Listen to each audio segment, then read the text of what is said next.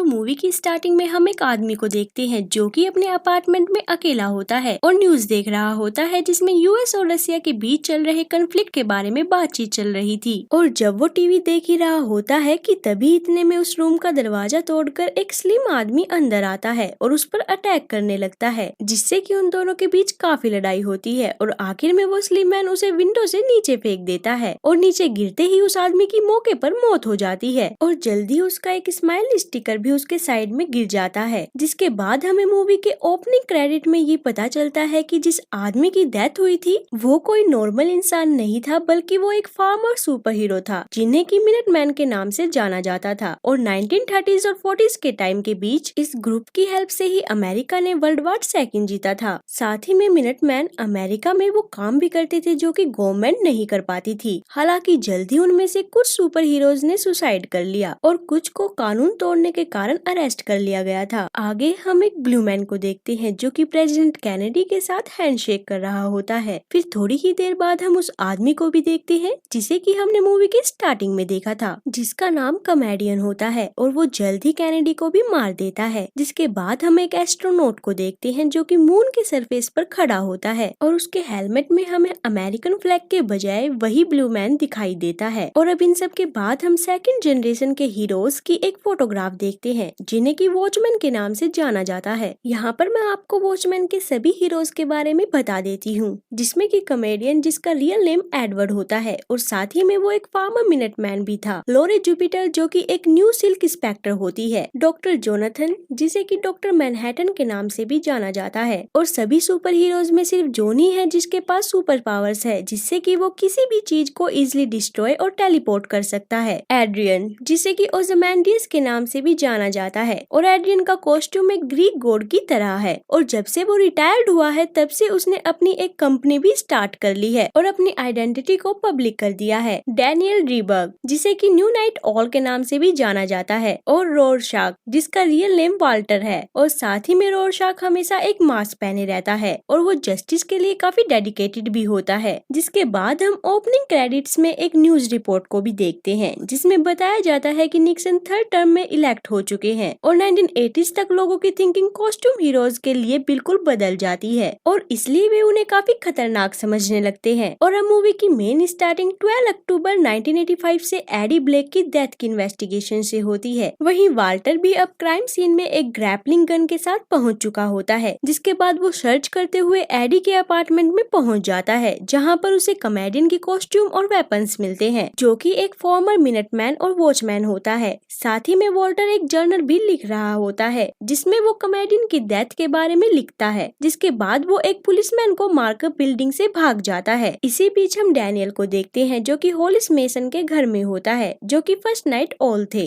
दोनों ही पास्ट की बातें कर रहे होते हैं कि कैसे निक्सन ने मास्क्ड हीरो को बैन कर दिया था। हालांकि इसके बाद भी वाल्टर ने अपना काम बंद नहीं किया और जैसे ही डैनियल वहां से जाने वाला होता है तो तब वे दोनों टीवी में एक न्यूज देखते हैं जिसमें वाल्टर के बारे में बताया जाता है। जिसके बाद डैनियल तुरंत अपने घर की ओर निकल जाता है और जैसे ही डैनियल घर पहुंचता है तो वो देखता है कि उसके घर का दरवाजा टूटा हुआ है। जिसके बाद वो अलर्ट होकर आगे बढ़ता है लेकिन उसे किचन में वाल्टर मिलता है। फिर वो डैनियल को कॉमेडियन की स्माइली फेस बटन दिखाता है। जिसके बाद दोनों नीचे नाइट ऑल बेसमेंट में जाते हैं जहाँ पर वाल्टर बताता है कि कोई तो है जो कि सुपर हीरोज को मारना चाहता है। जिस पर डैनियल वॉल्टर को बताता है कि अब वॉचमैन एंड हो चुके हैं। जिसके साथ साथ वो वॉल्टर से बोलता है कि उसे भी ये सब बंद कर देना चाहिए क्योंकि कोई नहीं जानता है कि वो कौन है। वहीं आगे अकेले चलते हुए वॉल्टर प्रिडिक्ट करता है कि जल्द ही कई देशों के बीच न्यूक्लियर वार हो सकती है जिससे कि मिलियंस लोगों की डेथ हो जाएगी। नेक्स्ट मॉर्निंग हम एड्रियन को देखते हैं जो कि रिपोर्टर्स को इंटरव्यू दे रहा होता है जिसमें वो उनसे एक रिन्यूएबल एनर्जी सोर्स को डेवलप करने की बात करता है क्योंकि अगर सभी के पास इनफ रिसोर्सेज होंगे तो वार कभी स्टार्ट ही नहीं होगी। वहीं डैनियल ये सब पास ही से देख रहा होता है और इंटरव्यू के एंड होने के बाद वो एड्रियन को वार्न करता है कि कोई वॉचमैन को मारना चाहता है मगर एड्रियन उसकी बातों पर ज्यादा ध्यान नहीं देता। जिसके बाद हम उस इवनिंग वाल्टर को देखते हैं जो कि छुपते हुए यूएस आर्मी के एक रिसर्च सेंटर में डॉक्टर मैनहट्टन और लॉरी जुपिटर को वार्न करने के लिए जाता है कि कोई उन्हें मारना चाहता है और इसलिए वो मैनहट्टन से उसकी पावर का यूज करके उनको मारने वाले का पता लगाने के लिए बोलता है। मगर मैनहट्टन ऐसा नहीं कर पा रहा होता क्योंकि न्यूक्लियर होलोकॉस्ट के कारण उसका फ्यूचर विजन ब्लर हो चुका था, जिसके बाद वो वॉल्टर को वहाँ से बाहर टेलीपोर्ट कर देता है। बाद में लॉरी मैनहट्टन से पूछती है कि वो उससे ये सब बातें क्यों छुपाता है, जिस पर मैनहट्टन उसे बताता है कि वो एड्रियन के साथ मिलकर एनर्जी क्राइसिस को दूर करना चाहता है, जिससे कि वार ना हो। और बस ये कहने के बाद मैनहट्टन लॉरी का माइंड रीड करता है, जिसमें हमें लॉरी के पेरेंट्स फाइट करते हुए दिखाई देते हैं। और साथ ही में वो लॉरी को बताता है कि वो जानता है कि लॉरी डैनियल के साथ डिनर के लिए जाने वाली है। और जब लॉरी रेस्टोरेंट पहुंचती है तो डैनियल उसकी तरफ अट्रैक्ट होता है। बाद में दोनों डिनर करते हुए अपने ओल्ड सुपर हीरोज डेज के बारे में बात करते हैं और आखिर में लॉरी उसे बताती है कि धीरे धीरे मैनहट्टन अपने इमोशंस को खोता जा रहा है और एक रोबोट की तरह वर्क कर रहा है। और जैसे ही वो रेस्टोरेंट से बाहर एक कैब में जाती है तो डैनियल वहाँ पर गवर्नमेंट के 2 ऑफिसर्स को नोटिस करता है जो कि लॉरी पर नजर रख रहे होते हैं। नेक्स्ट डे हम ग्रेवयार्ड में देखते हैं जहाँ पर कॉमेडियन को फ्यूनरल दिया जा रहा होता है। वही मैनहट्टन लॉरी को उसकी मदर के घर में टेलीपोर्ट कर देता है, जहाँ पहुँचते ही वो वॉशरूम में जाकर वॉमिट करने लगती है। बाद में वो अपनी मदर सैली के पास जाती है जो कि फॉर्मर सिल्क इंस्पेक्टर थी। वहीं लॉरी ये देखकर काफी एंग्री हो जाती है कि उसकी मदर दिन में भी ड्रिंक कर रही है। जिसके बाद हम सैली का एक फ्लैशबैक देखते हैं जिसमें वो अपने फ्रेंड्स के साथ एक फोटो ले रही थी और फिर वो चेंज करने के लिए एक रूम में चली जाती है जहाँ पर कॉमेडियन भी आ जाता है और उसे परेशान करने लगता है कि तभी इतने में वहाँ उनकी टीम का एक और मेंबर हु डिड जस्टिस आ जाता है और कॉमेडियन को काफी बुरी तरह से मारने लगता है। और इस इंसिडेंट्स को याद करके सैली हमेशा अपसेट हो जाती थी। वहीं आगे अब हम वापस ग्रेवयार्ड में देखते हैं जहाँ पर बारिश में मैनहट्टन और डैनियल खड़े होते हैं और वहाँ पर मैनहट्टन कॉमेडियन के साथ अपने वियतनाम वार के टाइम को याद करने लगता है, जहाँ पर कॉमेडियन ने बहुत से लोगों को सरेंडर करने के बावजूद भी काफी बेरहमी से मार दिया था, जिससे कि यूनाइटेड स्टेट वो वार जीत गया था। और एक दिन वार एंड होने के बाद मैनहट्टन और कॉमेडियन बार में मौजूद होते हैं जहाँ पर एक वियतनामीज वुमेन आती है और कॉमेडियन को बताती है कि वो प्रेग्नेंट है, मगर कॉमेडियन काफी ड्रंक होने के कारण उसकी मदद नहीं करता बल्कि उसकी और उसके कंट्री की इंसल्ट करता है, जिसके रिस्पॉन्स में वो वुमेन एक टूटे हुए ग्लास से उस पर हमला करती है, जिससे कि कॉमेडियन काफी एंग्री हो गया था और मैनहट्टन के मना करने के बावजूद भी वो उसे शूट कर देता है, जिससे कि उसकी डेथ हो जाती है। और जब मैनहट्टन उसे पूछता है कि उसने उस लेडी को क्यों मारा तो तब कॉमेडियन उसे बताता है कि तुम चाहते तो उसे रोक सकते थे